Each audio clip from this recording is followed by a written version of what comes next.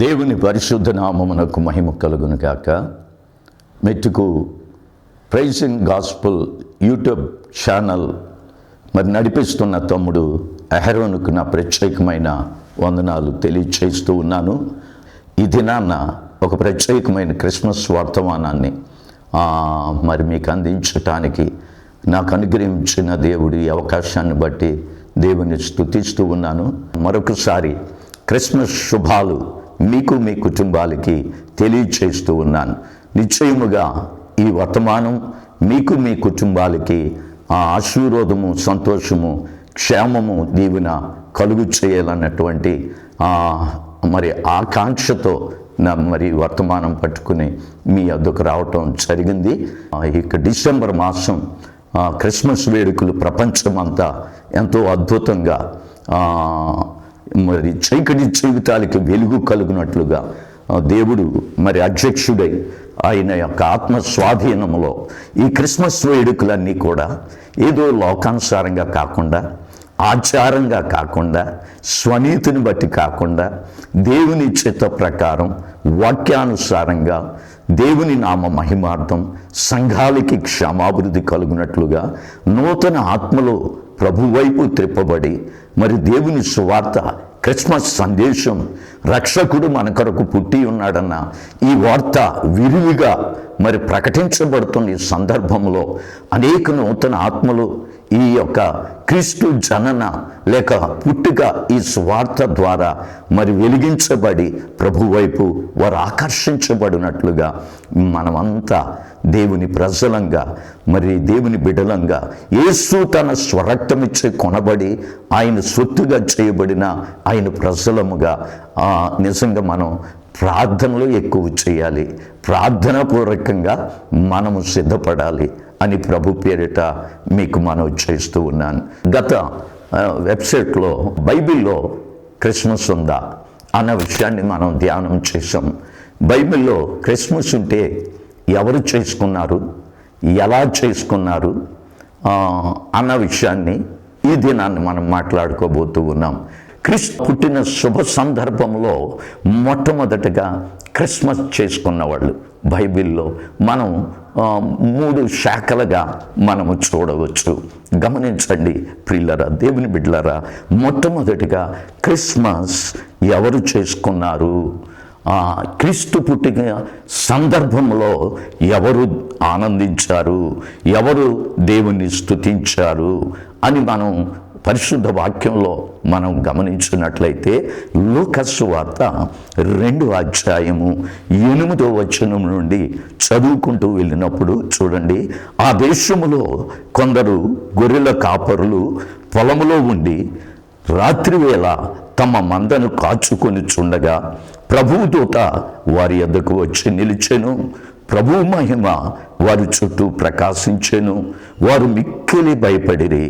అయితే ఆ దూత, భయపడకుడి, ఇదిగో ప్రజలందరికీ కలుగుబోవు మహాసంతోషకరమైన స్వార్థమానము నేను మీకు తెలియచేయుచున్నాను. దావీదు పట్టణమందు నేడు రక్షకుడు మీ కొరకు పుట్టి ఉన్నాడు. ఈయన ప్రభువైన క్రీస్తు. దానికిదే మీ కానవాలు. ఒక శిశువు పొత్తిగుడ్డలతో చుట్టబడి ఒక తొట్టులో పండుకొని ఉండుట మీరు చూచెదరని ఆ గొర్రెల కాపర్లతో దేవుడు పరలోకం నుంచి పంపించిన దేవదూత వారికి తెలిపినట్లుగా మనం చూస్తూ ఉన్నాం.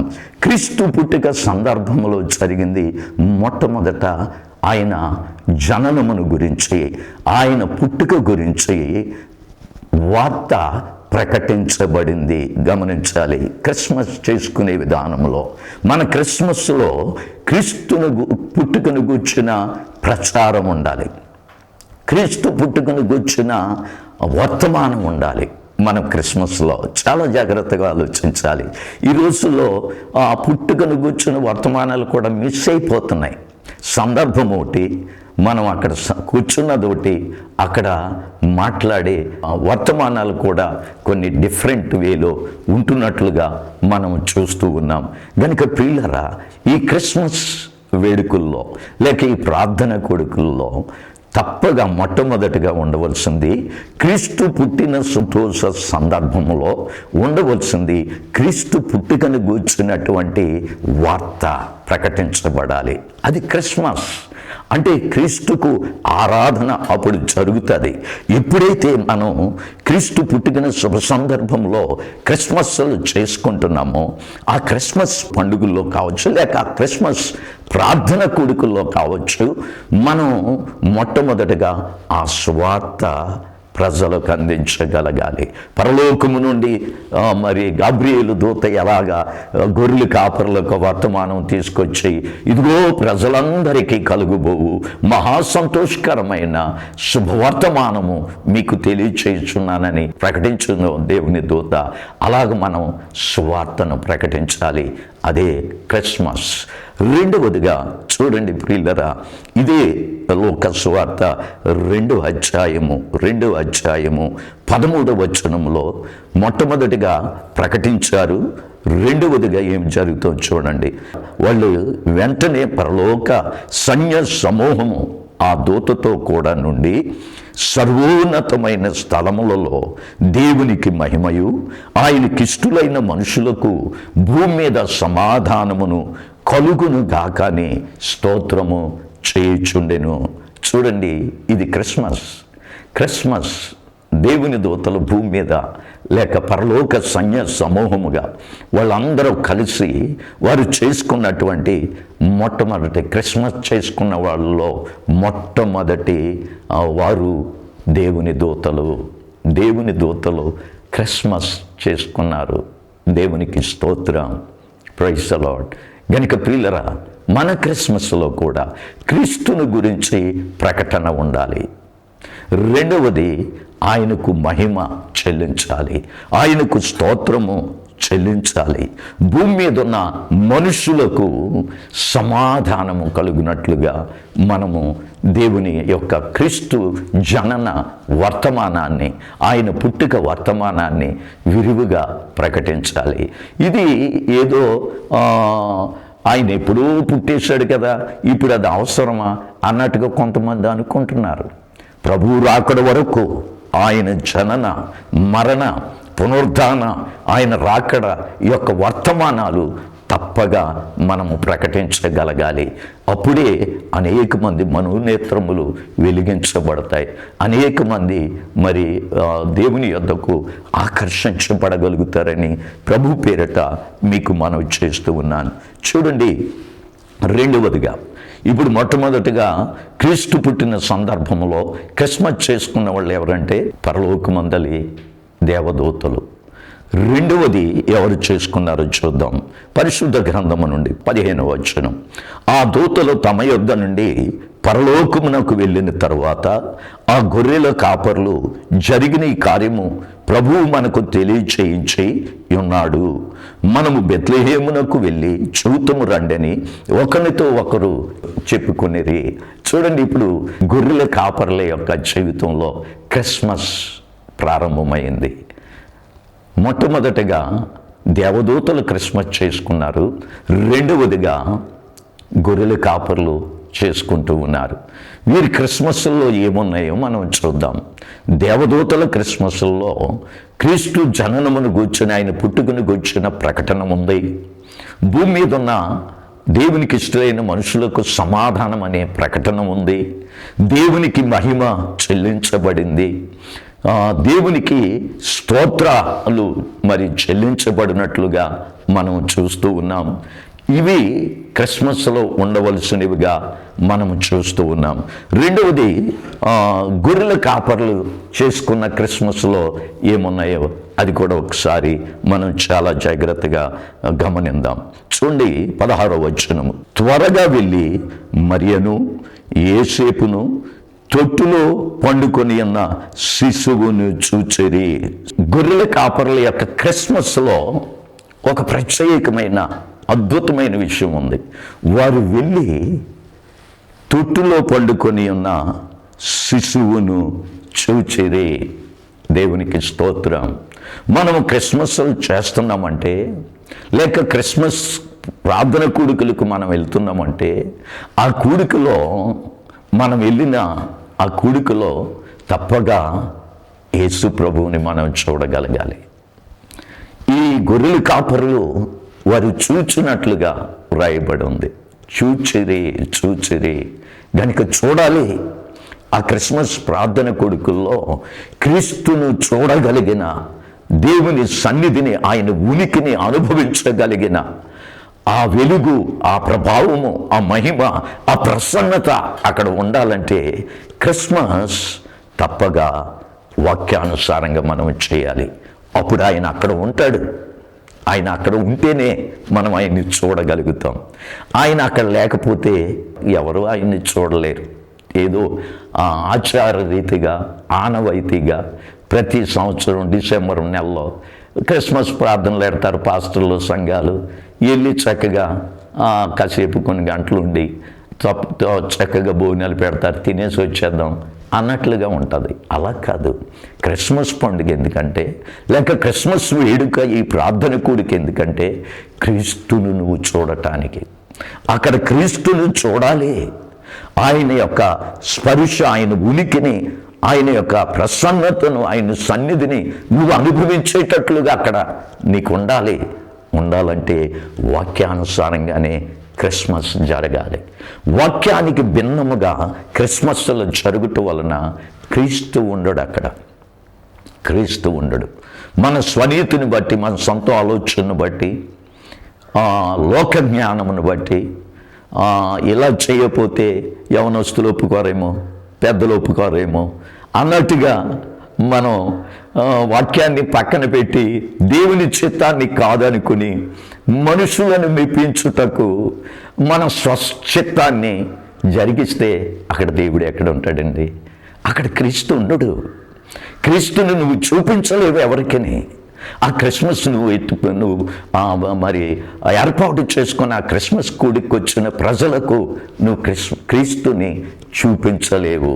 స్టేజ్ డ్యాన్సుల వలన, ఆ క్యాండిల్స్, ఆ కేకులు, లేకపోతే ఆ యొక్క యాక్షన్ సాంగ్స్ వలన నువ్వు క్రీస్తుని చూపించలేవు. క్రీస్తుని చూపించాలంటే తప్పగా ఈ దూతలు క్రిస్మస్ ఎలా చేసుకున్నారో, ఈ గొల్లలు క్రిస్మస్ లేక ఈ గొర్రెల కాపర్లు ఎలా క్రిస్మస్ని చేసుకున్నారో అలా చేస్తేనే అక్కడ మనం క్రీస్తుని చూపించగలుగుతాం, మనం కూడా చూడగలుగుతాం.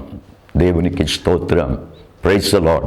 గనుక వారు వెళ్ళి చూడండి, తొట్టులో పండుకొని ఉన్న శిశువును అనగా క్రీస్తును వారు చూచున్నట్లుగా దేవుని వాక్యం సెలవిస్తూ ఉంది. వారు చూచి ఈ శిశువును గురించి తమతో మరి గాబ్రియేలు దూత ద్వారా చెప్పబడిన మరి మాటలు వారు ఏం చేశారో తెలుసా? దాచుకోలేదు. ఈ రోజుల్లో మనం ఏంటంటే ఈ చెవితో వింటనే చెవితో విడిచిపెట్టేస్తున్నాం దేవుని వర్తమానాలు, దేవుని యొక్క సువార్త, దేవుని వాక్యాన్ని. కనుక అలా కాదు. నిజంగా గొర్రెల కాపర్లు ఎంత గొప్పవారో చూడండి. ఒకవేళ వారికి నేను అనుకుంటాను చదువు ఉండకపోవచ్చు, అయినా వారికి తమతో చెప్పబడిన గాబ్రియేలు దూత ద్వారా తమతో చెప్పబడిన ఈ మాటలు వారు ఏం చేశారంటే వచ్చి ప్రచురము చేశారంట, ప్రకటన చేశారు. వారు కూడా చెప్పారు. పరలోకము నుండి గాబ్రియేలు దూత ద్వారా రాత్రి మేము గొర్రెలను కాచుకుంటూ ఉండగా ఇదిగో మాకు వచ్చే వర్తమానం, దావీదు పట్టణమందు నేడు రక్షకుడు మీ కొరకు పుట్టి ఉన్నాడు, ఇది ప్రజలందరికీ మహాసంతోషకరమైన శుభవర్తమానం అని చెప్పిన విషయాలన్నీ ప్రకటించటం, ప్రచురము చేస్తున్నట్లుగా చక్కగా వారి క్రిస్మస్లో మనకు కనిపిస్తుంది. గనుక ప్రియులరా, క్రిస్మస్ ప్రార్థన కూడికలకు వెళ్తున్న మీరు కూడా క్రీస్తుని గురించి మీకు తెలియచేయబడిన వర్తమానం మీరు ప్రచురము చేయాలి. మీరు ఏదో విని విడిచిపెట్టడం కాదు, మీరు మరలా వాటిని ఇతరులకు ప్రకటించగలగాలి. దేవుడు మాకు ఇలా మాట్లాడాడు. నిజంగా ఆ క్రిస్మస్ ప్రార్థన కొడుకులో మేము క్రీస్తుని చూచాం, ఆయన ఉనికిని అనుభవించాం, ఆయన స్వరాన్ని విన్నాం, ఆయన ప్రసన్నతను అనుభవించాం, ఆయన వెలుగుతో మేము నింపబడ్డాం, ఆయన మహిమను మేము చూచాం. నిజంగా ఆయన గొప్ప లోకరక్షకుడు అని నువ్వు గ్రహించి దాన్ని నువ్వు ఇతరులకు ప్రకటించి ప్రచురము చేసే అనుభవంలో మరి నీవు నేను ఈ గొర్రెల కాపర్ల వలె ఉండాలని పరిశుద్ధాత్మ దేవుడు మనకు తెలియచేస్తూ ఉన్నాడు.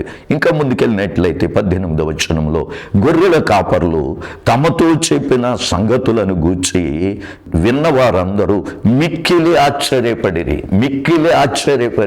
నిజంగా ఈ గొర్రెల కాపర్లు చెబుతున్న విషయాలు విన్నవారిని ఆశ్చర్యపరిచాయి. దేవునికి స్తోత్రం. మన క్రిస్మస్ ప్రార్థన కోరికల్లో మనం క్రీస్తుని గురించి చెప్పే విషయాలు విన్నవారికి ఆశ్చర్యము కలిగించాలి. లేనట్లయితే అంత వ్యర్థమే.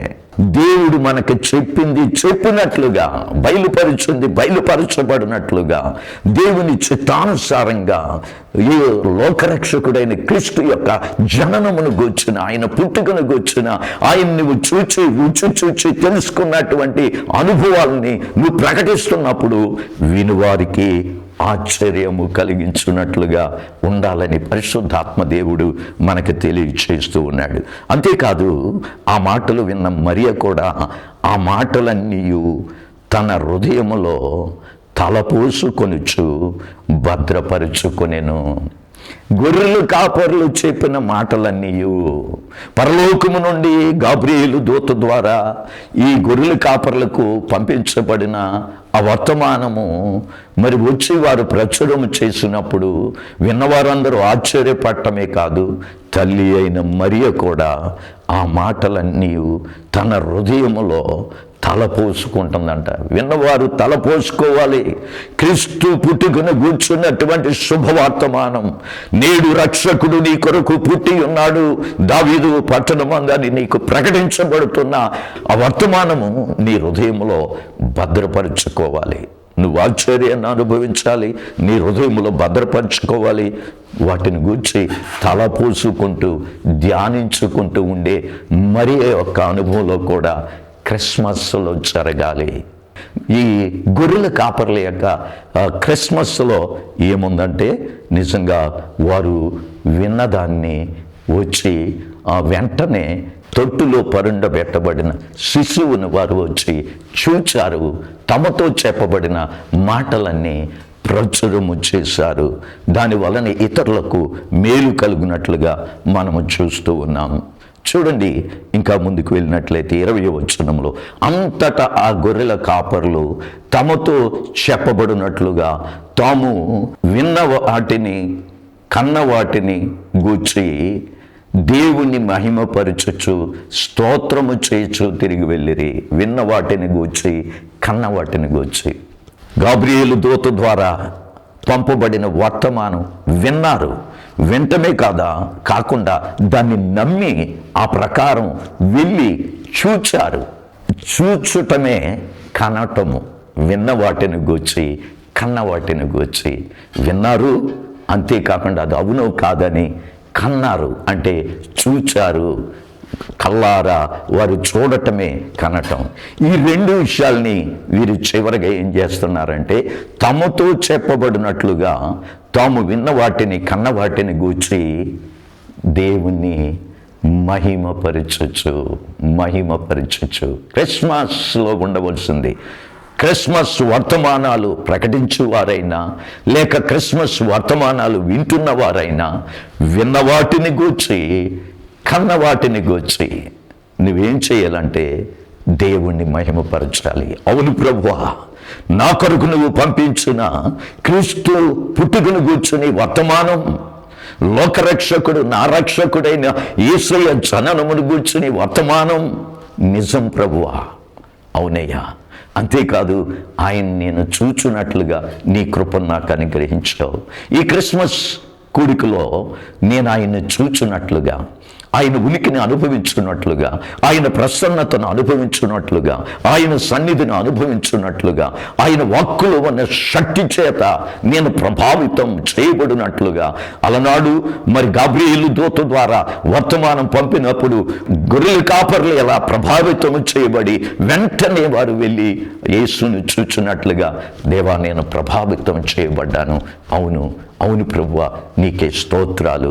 క్రీస్తు పుట్టినటువంటి ఆ శుభ సందర్భంలో క్రిస్మస్ చేసుకున్న వారిలో మొదటిగా దేవదూతలు, రెండవదిగా గొర్రెల కాపర్లు, మూడవదిగా జ్ఞానులు చేసుకున్నారు. జ్ఞానులు క్రిస్మస్ చేశారండి. అది క్రిస్మస్. చూడండి, మత్తయి సువార్త 2వ అధ్యాయము మొదటి వచనములోనే, రాజైన హేరోదు దినముల యందు యూదయ దేశపు బెత్లెహేములో యేసు పుట్టిన పిమ్మట తూర్పు దేశపు జ్ఞానులు యెరూషలేమునకు వచ్చి, యూదుల రాజుగా పుట్టినవాడెక్కడా నున్నాడు?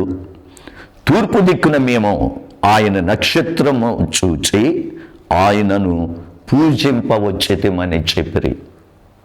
ఆయనను పూజింపవచ్చేతమని, ఆయన నక్షత్రమును చూచి, ఇదిగో యూదుల రాజుగా పుట్టినవాడు ఎక్కడున్నాడు, ఆయన మేము పూజించవచ్చామని ఇక్కడ జ్ఞానులు మాట్లాడుతున్నారు. వీళ్ళు సామాన్యమైన మనుషులు కాదు, మనలాంటి వాళ్ళు కాదు. వీళ్ళు జ్ఞానులు, మహా తత్వజ్ఞానం, శాస్త్రజ్ఞులు వీళ్ళు.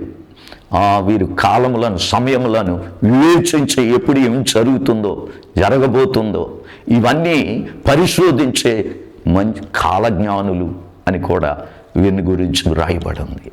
అటువంటి జ్ఞానులే ఏమంటున్నారంటే, యూదుల రాజుగా పుట్టినవాడు ఎక్కడా? మేము ఆయన నక్షత్రము చూచి వచ్చాము. ఎందుకు? క్రిస్మస్ చేయటానికి. ఒక గొప్ప వ్యక్తి పుట్టాడు, యూదులకు రాజు పుట్టాడు. ఆ రాజు తన ప్రజలను పరిపాలించేవాడు. తన ప్రజలను దాస్యత్వము నుండి, బానిసత్వము నుండి, ఆ యొక్క శత్రు సమూహము నుండి విడిపించి రక్షించేవాడు. అంతేకాదు, ఆ రాజు ఎటువంటిడంటే ప్రజలను వారి పాపముల నుండి తానే రక్షించేవాడు రాజు. నా ప్రియ దేవుని బిడ్డలారా, గమనించండి, యూదుల రాజు పుట్టాడు. ఆయన రక్షకుడు యేసుక్రీస్తు. ఆయన ఎక్కడున్నాడు? ఆయన ఎక్కడ పుట్టాడు? మేము ఆయన్ని ఏదో చూసి వెళ్ళిపోటానికి రాలా, పూజింపవచ్చితిమి అన్నారు. ఎంత అద్భుతమైన మాట! యూదుల రాజుగా పుట్టిన క్రీస్తు పూజకు అర్హుడు, పూజకు యోగ్యుడు, పూజింపదగినవాడు. ఆయన తప్ప మరొకడు పూజింపదగినవాడు లేడు. గనుక ఈ యొక్క జ్ఞానుల యొక్క క్రిస్మస్లో ఏముందంటే, ఆయన్ని పూజించటానికి వచ్చినటువంటి వారు పూజించిన అనుభవం మనం అక్కడ చూడగలుగుతాం. చూడండి ప్రియులరా, అదే 2వ అధ్యాయం 10వ వచనంలో, వారు ఆ నక్షత్రమును చూచి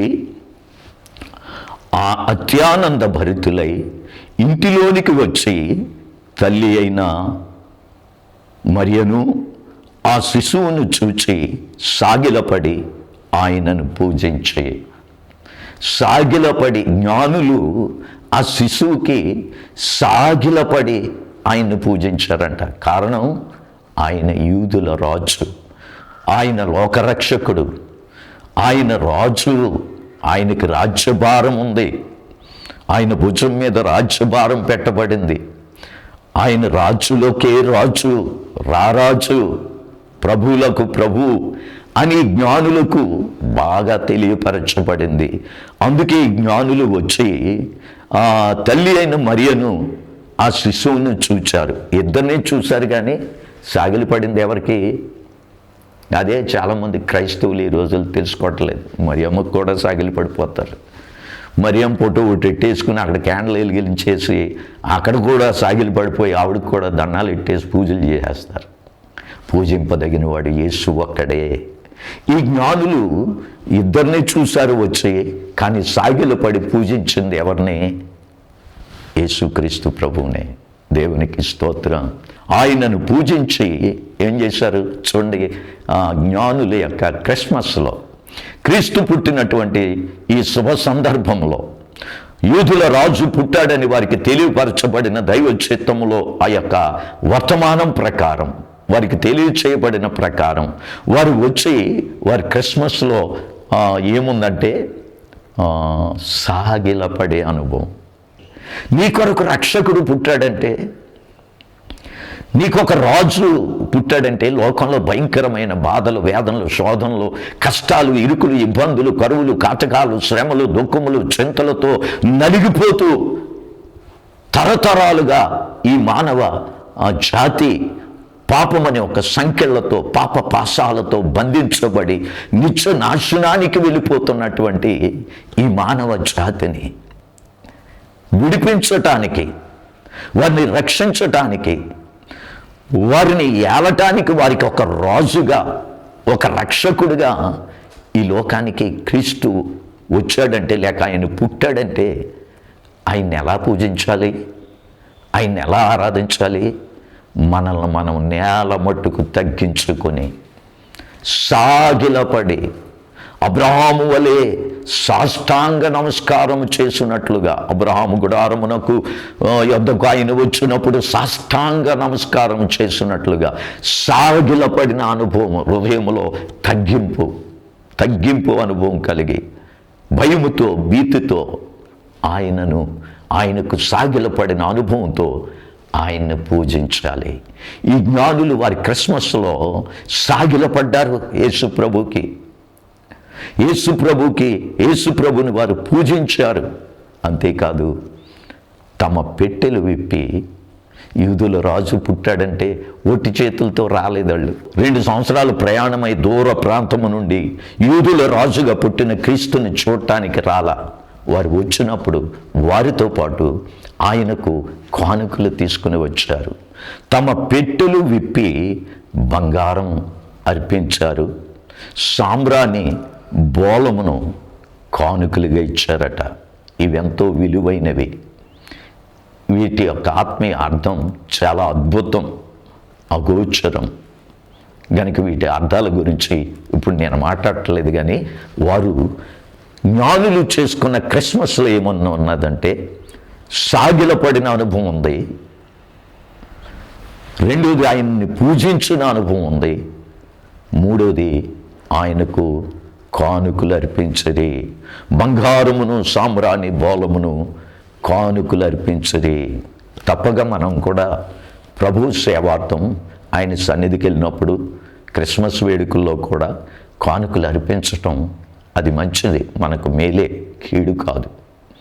కనుక ప్రియులరా, గమనించి మన హృదయాన్ని ఒక కానుకగా, మన దేహాన్ని ఒక కానుకగా, మన జీవితాన్ని ఒక కానుకగా, మన బ్రతుకుని, మనల్ని మనం సంపూర్ణముగా మన కొరకు రక్షకుడిగా, రాజుగా ఈ లోకంలో పుట్టిన యేసయ్యకు ఒక కానుకగా మనల్ని మనమే ఆయనకు అర్పించుకుంటే ఇంకా మంచిది, ఇంకా అద్భుతం. నీ జీవితం ఒక ధన్యకరమైన పరిస్థితులను చూడగలుగుతావు. నీ దుఃఖమంతా సంతోషంగా మార్చబడి, నీ కన్నీరంతా నాట్యముగా మార్చబడి, నీ తల ఎత్తబడి నిజంగా నీ యొక్క పరిస్థితులే, నీ స్థితిగతులే ఒక అద్భుతమైన మార్పులోనికి రావటం నువ్వు చూడగలుగుతావు. ఎప్పుడంటే క్రీస్తు నీ కొరకు పుట్టాడని దావీదు పట్టణమందు ఇదిగో రక్షకుడు నేడు పుట్టాడని వార్త నీకు వినబడినప్పుడు, ఈ క్రిస్మస్ సందర్భాల్లో జరుగుతున్న క్రిస్మస్ ప్రార్థన కూడికలకు వెళ్తున్నప్పుడు, ఆ కూడికల్లో దైవజనుల ద్వారా దేవుడు నీకు ఇస్తున్న వర్తమానాలు వింటున్నప్పుడు నిజంగా నీవు ఆ క్రిస్మస్లో ఆయనకు సాగిలపడితే, ఆయన నిజంగా హృదయపూర్వకంగా పూజిస్తే, నిన్ను నీవుగా ఆయనకు ఒక అద్భుతమైన దేవునికి అంగీకారమైన కానుకగా, మనస్సు పూర్తిగా మంచి మనస్సుతో ఏబేలు అర్పణ అర్పించినట్లుగా నిన్ను నీవే దేవునికి అర్పణగా అర్పించుకుంటే గొప్ప రక్షణ నీ సొంతం చూడగలుగుతావు. దేవుని బిడ్డలు, మీ క్రిస్మస్లో ఏమున్నాయి? మీ క్రిస్మస్లు ఎలా చేస్తూ ఉన్నారు? నిజంగా దేవదూతల వలె, గొర్రెల కాపర్ల వలె, జ్ఞానుల వలె మీ క్రిస్మస్ జరుగుతున్నాయా? లేకపోతే లోక సంబంధమైన అన్యులు ఆచరిస్తున్న ఆచరణలతో కూడినవిగా, అల్లరితో కూడిన ఆటపాటలుగా, వాక్యానికి భిన్నమైనవిగా, పరిశుద్ధాత్మను దుఃఖపరిచేవిగా మన క్రిస్మస్ కార్యక్రమాలు ఉంటున్నాయేమో. Please brothers and sisters, I request you, please మిమ్మల్ని బ్రతిమాలుకుంటున్నాను, దైవజనులు సహితం నేను బ్రతిమాలుకుంటున్నాను. దయించి మన క్రిస్మస్ కూడికల్లో ఈ ప్రార్థనలో తప్పగా మార్పులు జరగాలి. మార్చుకుంటే మనకు మేలు, మన సంఘానికి క్షేమం. ప్రభు త్వరలో రాబోతూ ఉన్నాడు. ఆయన అతి త్వరలో రాజులకు రాజుగా, ప్రభువులకు ప్రభువుగా, రారాజుగా తన ప్రజలను తీసుకుని వెళ్ళటానికి, ఆయన సంఘాన్ని తీసుకుని వెళ్ళటానికి, ఆయన వాక్యానికి కట్టుబడి, వాక్యమే వారి క్రైస్తవ విశ్వాస జీవితానికి పునాదిగా ఎంచుకొని, వాక్యమనే ఆ పునాది మీద తమ భక్తి జీవితాలను కట్టుకొని వాక్యానుసారమైన క్రిస్మస్ కూడికలు జరిపిద్దాం.